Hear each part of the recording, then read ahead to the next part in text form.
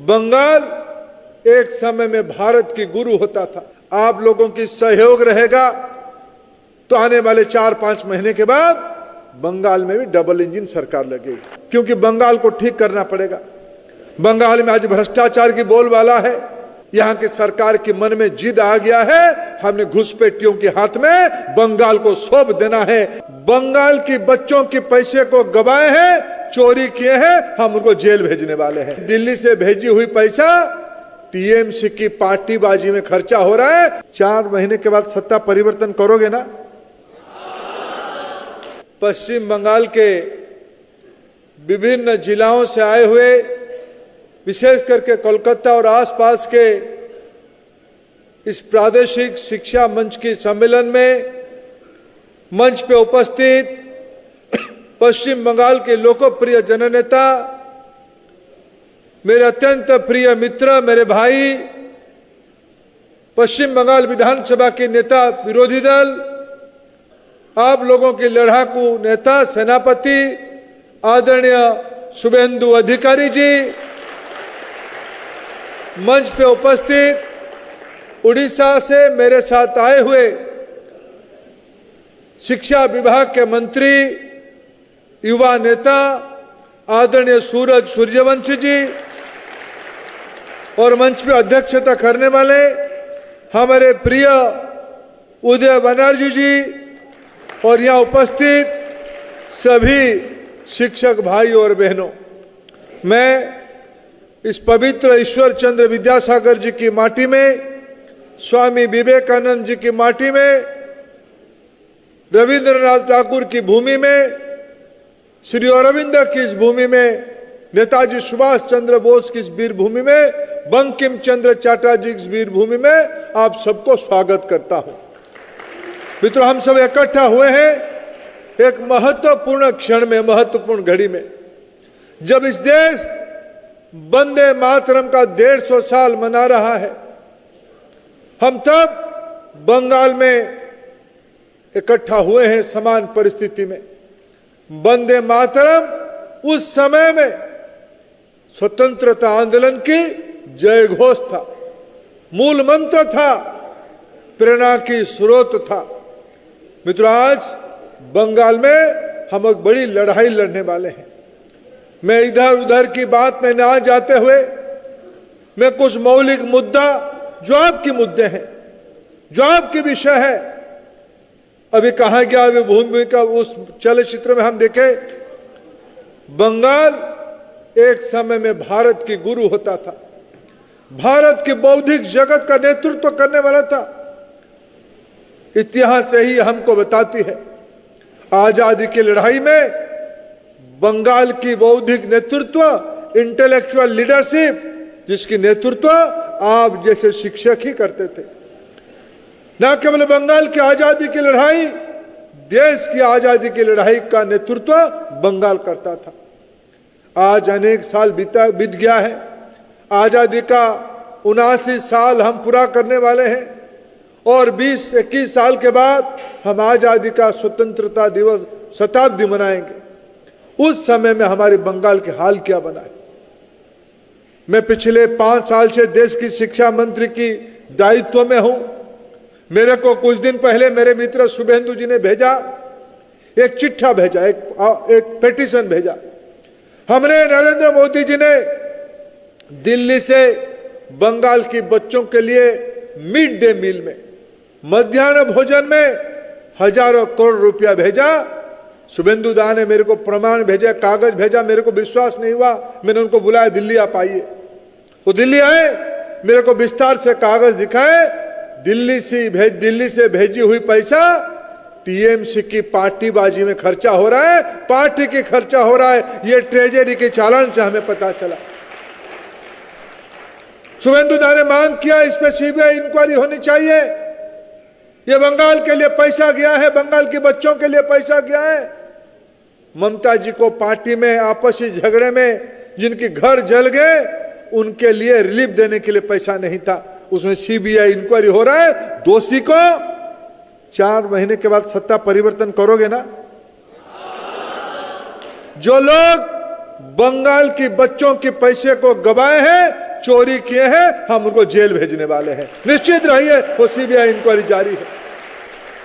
मित्रों, मैं आज भी संसद में कह रहा हूं, मैं आज भी बंगाल की धरती में कह के जा रहा हूं, मोदी जी ने देश की शिक्षा को ठीक करने के लिए 2020 की राष्ट्रीय शिक्षा नीति लाए, बंगाल की सरकार को मंजूर नहीं है। आखिर उस शिक्षा नीति में क्या है कि बंगाल की सरकार को मंजूर नहीं है?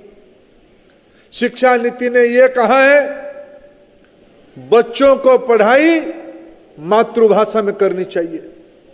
आज स्वामी विवेकानंद, श्री अरविंद, रविंद्रनाथ टैगोर, ईश्वर चंद्र विद्यासागर जैसे महापुरुष बंगाल की नेतृत्व इसलिए किए, उनकी प्राथमिक पढ़ाई मातृभाषा में हुई थी।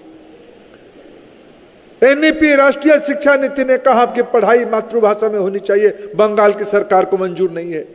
आज बंगला भाषा भाषी विद्यार्थी की संख्या, मैं तथ्य के आधार पर कह रहा हूं, बंगाल के स्कूलों में घट रही है।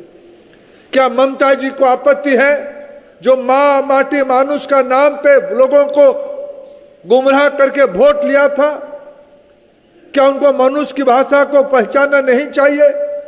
इस माटी की भाषा को पढ़ाना नहीं चाहिए? मातृभाषा को पढ़ाना नहीं चाहिए? यही हमारी सैद्धांतिक असहमति है। एनईपी ने कहा, देश की नौजवानों को, बंगाल जैसे राज्य की नौजवानों को जिनको पलायन से बाहर जाना पड़ रहा है, उनको पढ़ाने के साथ स्किल भी पढ़ाएंगे, हुनर भी पढ़ाएंगे, तो विद्यार्थी कमाई भी करेगा, पढ़ाई भी करेगा। ममता जी को आपत्ति है। हमने कहा अटल टिंकरिंग लैब खोलेंगे विद्यार्थियों में। मैं बंगाल को इसीलिए मन से आदर करता हूं। मित्रों, इस बंगाल में, इस कोलकाता में एक इंस्टीट्यूट बना है, जिसको कभी मेरे को देखने का सौभाग्य मिलता, Indian institute of chemical biology, ICCB, IICB। ये IICB भारतीय वैज्ञानिकों के द्वारा बंगाल की धरती में बनाई गई थी। आजादी की पहले बनाई गई थी। जो आजादी की लड़ाई, एक तबका आजादी की लड़ाई लड़ रहा था और एक तबका देश की आजादी के उपरांत रचना कैसे होगी उसके लिए अनुसंधान कर रहा था। वैज्ञानिकों की यह घर है बंगाल। आज दुनिया के अनेक बड़े बड़े वैज्ञानिक इस बंगाल की धरती से जन्मे हुए हैं। आज मोदी जी चाहते हैं विज्ञान की शिक्षा बढ़े, टिंकरिंग लैब हो। 10,000 टिंकरिंग लैब हमने देश में खुला है। हम और 50,000 टिंकरिंग लैब देश में खुलने वाले हैं, बंगाल में भी खुलने वाले हैं। हम केंद्रीय विद्यालय बंगाल में खुलना चाहते हैं। हमारे अनेक नवोदय विद्यालय बंद है, बंगाल की सरकार जमीन नहीं दे रहा है। हमने कहा, दीदी आपको हमने समग्र शिक्षा में सालाना लगभग बंगाल की कोटा 1,500 से 2,000 रुपया है। हम ज्यादा आपको पैसा देंगे, लेकिन आपको राष्ट्रीय शिक्षा नीति को लागू करना पड़ेगा। जो शिक्षा नीति कहती है बंगला भाषा में पढ़ाना चाहिए, जो शिक्षा नीति कहता है स्किल एजुकेशन होनी चाहिए, जो शिक्षा नीति कहता है कला संस्कृति को पढ़ाना चाहिए, जो शिक्षा नीति कहता है बंगाल फुटबॉल खेल की बड़ा प्रसिद्ध है, फुटबॉल खेल को भी हम पढ़ाई का हिस्सा करना चाहते हैं। दीदी कहते हैं हमको एनईपी लागू नहीं करना चाहिए। अगर वो एनईपी लागू करती तो बंगाल को समग्र शिक्षा में अभी तक हम लोग 10,000 करोड़ रुपया ज्यादा पैसा दे चुके होते। बंगाल के विद्यार्थियों को ममता जी ने राष्ट्रीय शिक्षा नीति लागू ना करके वंचित किया। हम केंद्रीय विद्यालय खोलना चाहते हैं, बंगाल की सरकार के असहयोग रहती है। मित्रों, में अभी एक आंकड़ा दिख रहा था, लगभग 4,000 स्कूल बंगाल में है जहां शिक्षक नहीं है। देश में जितने स्कूल में शिक्षक विहीन स्कूल है, जीरो टीचर बेस्ड स्कूल है, उसमें आधा केवल बंगाल में है। देश में अगर 8,000 स्कूल में शिक्षक नहीं है तो बंगाल में केवल 4,000 उसमें है। यह बंगाल की शिक्षा की स्थिति है। बिंगिया बंगाल में 1 टीचर स्कूल भी बहुत मात्रा में है।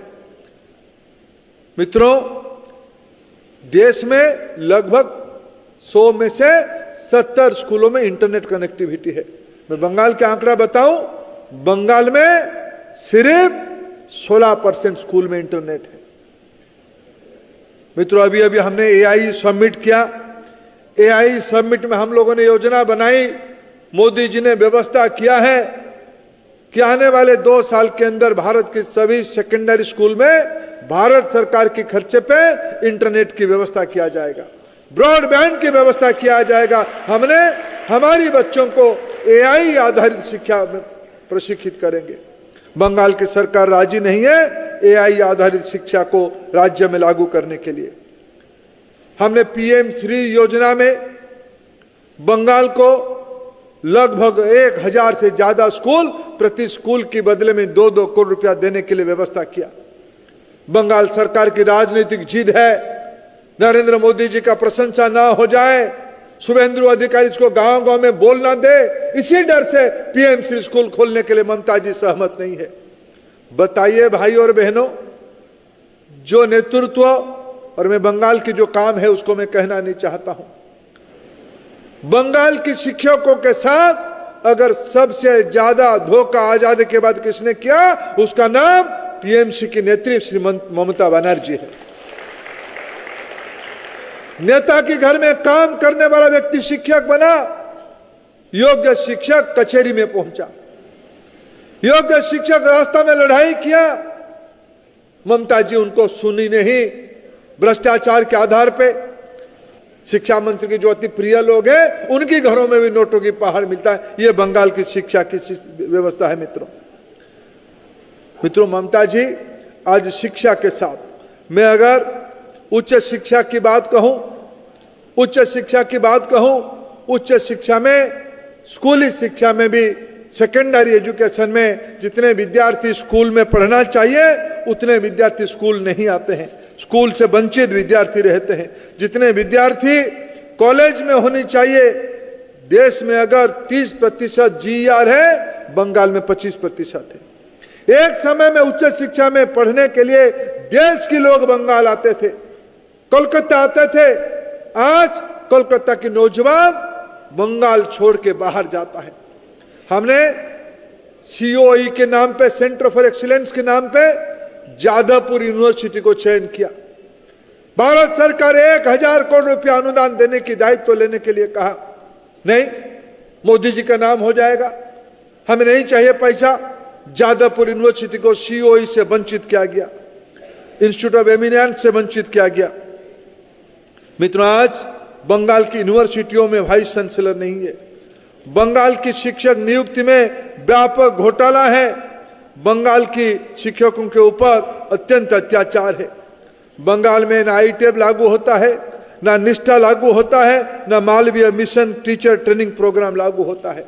मित्रों, आज बंगाल की अराजकता को अगर सबसे पिछले 2-3 दशक में पहले कम्युनिस्टों के शासन में, बाद में ममता बनर्जी जी के शासन में सबसे अगर किसी सेक्टर में हानि हुई, उसका नाम है शिक्षा क्षेत्र, विशेष करके स्कूली शिक्षा क्षेत्र।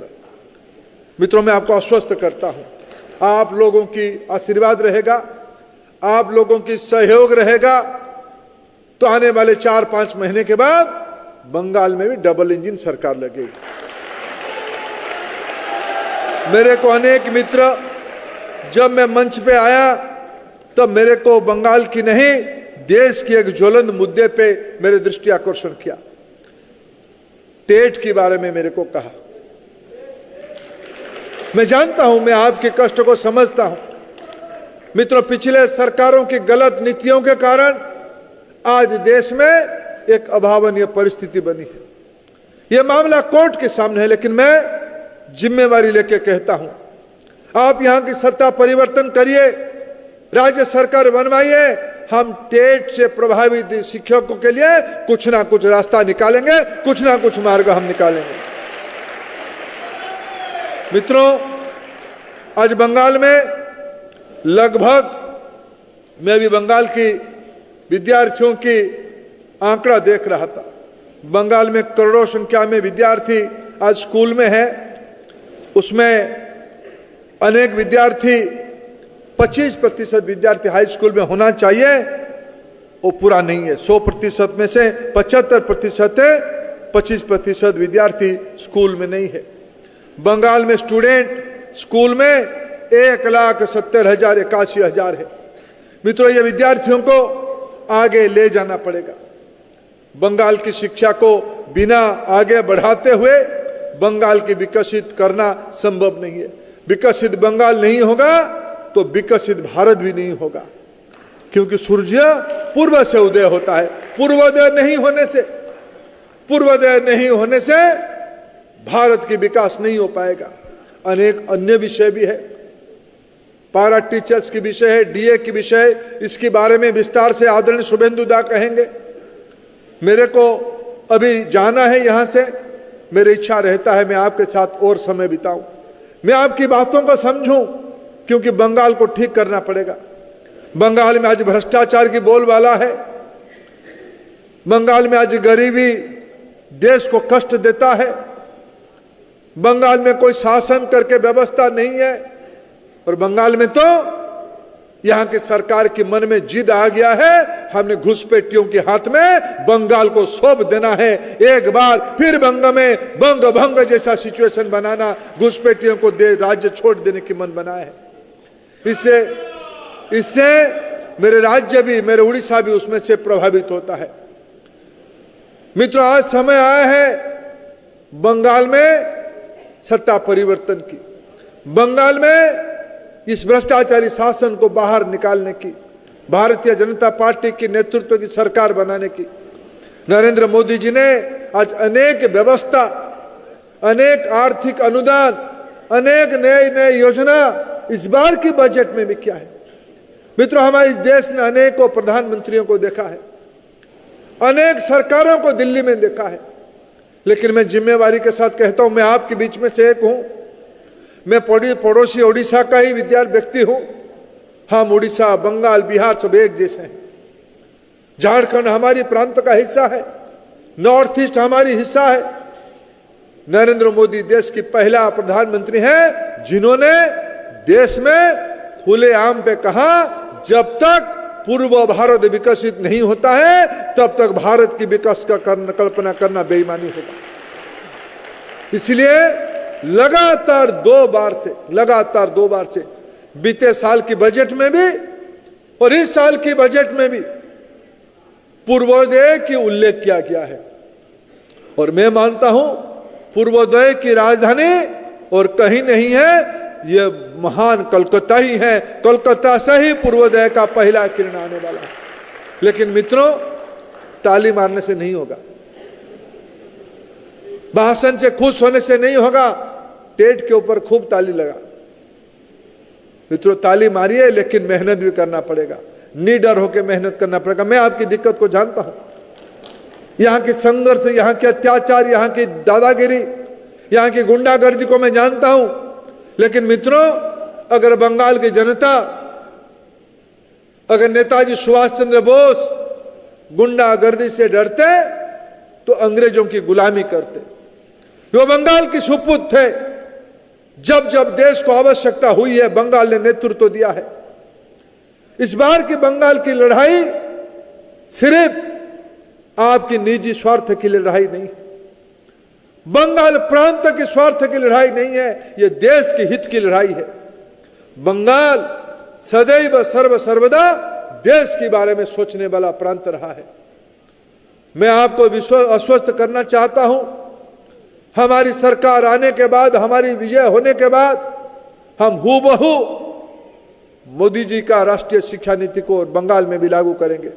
और उसमें पहला प्राथमिकता बंगाल के शिक्षकों को दिया जाएगा, क्यों हम मानते हैं शिक्षा की विकास बिना शिक्षकों की गुणवत्ता के आधार पर नहीं हो सकता है।